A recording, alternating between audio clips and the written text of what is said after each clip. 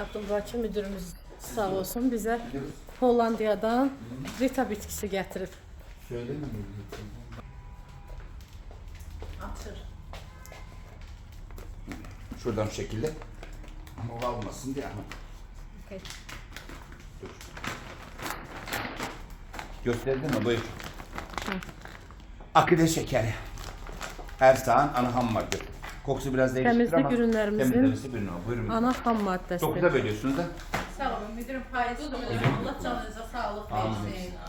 Allah min əvəzin versin müdürüm. O ne demekti kız?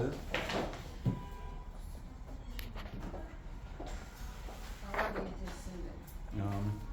Biz başqaları kimi şifahidən danışmırıq. Bəli. Nədirsə göstəririk. Deyirik təmizlik vasitələrimizin tamamının tərkibi Rita bitkisəldir. Baxın. Bunu ayrı-ayrılıqda heç bir şey qatılmadan belə özü köpürən, təmizləyən bir vasitədir. Bəli. Bütün egzama, sədəf, pullu dəmirov, bütün dəri xəstəliklərində birə-birdir. Ben onu dedim de